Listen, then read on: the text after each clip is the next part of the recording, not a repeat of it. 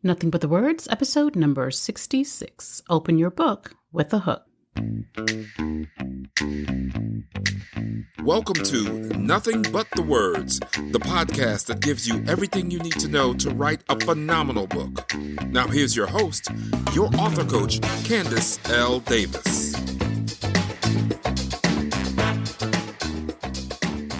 Hey there, and welcome to Nothing But the Words. I'm your author coach, Candace L. Davis.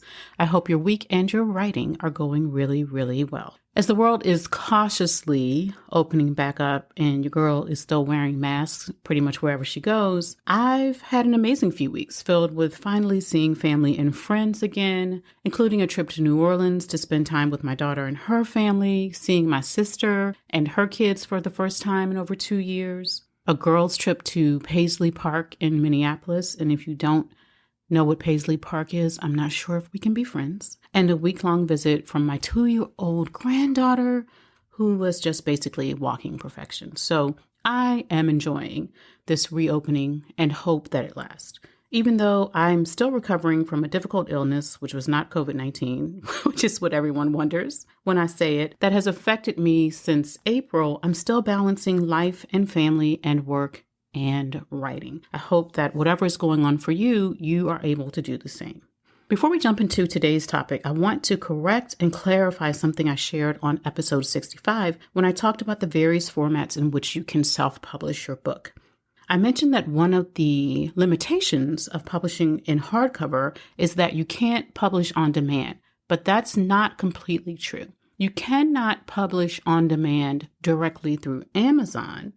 However, you can use Ingram Spark to distribute your book in hardcover on demand through sites like Amazon. Now, there are some limitations to that too, but if that's something you're interested in, I suggest you visit ingramspark.com and get more information about their print on demand for hardcover books.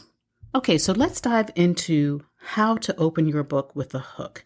I don't know if you remember reading classic books from the early part of the 20th century. Maybe you had to read them in school, as I often did. But even the best books from that time often had a lot of ramping up.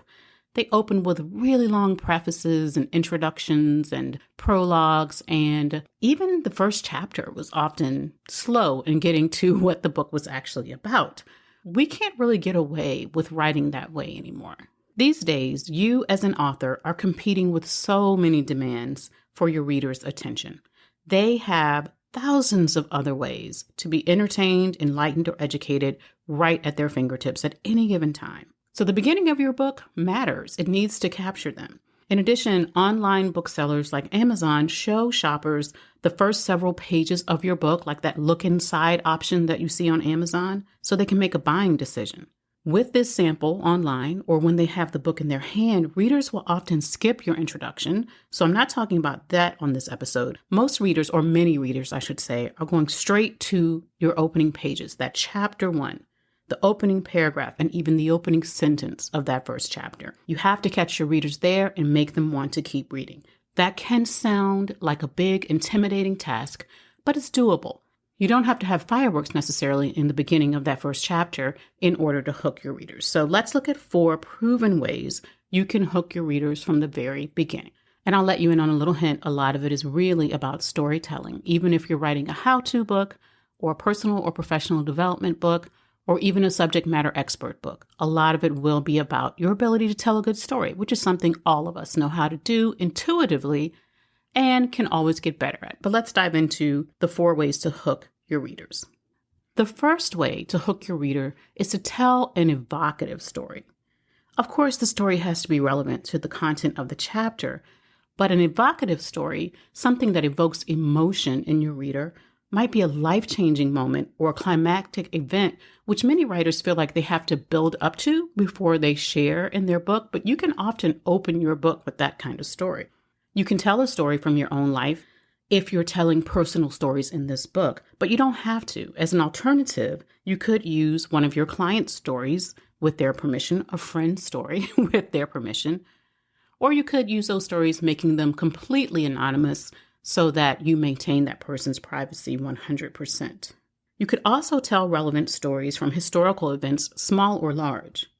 It could be the kind of big moments that make the history books, right? The kinds of things we study in school, or it could be a small moment you found in a local newspaper or in a research study and did further research of your own to really flesh it out in detail and be able to tell a good story. You could even tell a story that asks your readers to imagine themselves in a particular situation. Just make sure whatever story you choose to open your book with inspires curiosity in your reader and makes your reader feel something. Keep in mind that while you do want to evoke emotion, it doesn't have to be a tear-jerking story. You can evoke hopefulness or excitement or wonder. But if you can make your readers feel something right away, they're much more likely to buy your book and to keep reading past that first page. The second way to open your book with a hook is by sharing a surprising opinion or philosophy. Make your reader wonder, where is she going with this? My client, Patrice Washington, does this in her best-selling book, Real Money Answers for Every Woman. She opens chapter 1 with her philosophy: building wealth has 100% nothing to do with money. It has 100% everything to do with you and your mindset about money. Patrice first published this book in 2013 when mindset was a word many people were just getting to know. We were just becoming familiar with that concept. I'm willing to bet some readers had a fairly negative or doubtful reaction to the philosophy with which she opened her book. They've spent a lifetime believing that if only they'd been born to rich parents or grown up in the right neighborhoods or had the opportunity to attend the right schools, they would be rich right now. And Patrice is saying, yeah, those things are great, but that's not why you're not rich. She's calling BS on their ideas.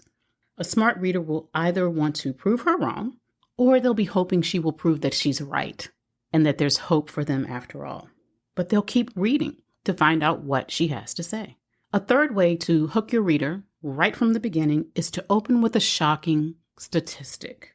This technique is similar to opening with a surprising opinion, but instead of sharing what you think, you're giving a provable statistic that your readers maybe don't know or unlikely to know, and which will be surprising to them. It may even contradict what they believe, but one way or another, it makes them think about and question and consider their own beliefs.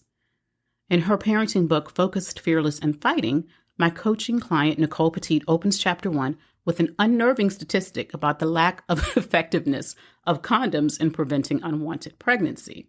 It's a bit of a gut check for people who think condoms alone are enough. Now, her book is not all about condoms or unwanted pregnancies, but that statistic is a lead-in to her main topic of the heavy responsibility of raising a Black child in the good old US of A. Those kinds of statistics that make your reader stop and think can make them really want to continue to read and see if you can substantiate what you're trying to say with this statistic. They want to know where you're going with it. A fourth way to hook your readers right from the beginning, this is the last one we'll cover, is to make your readers laugh.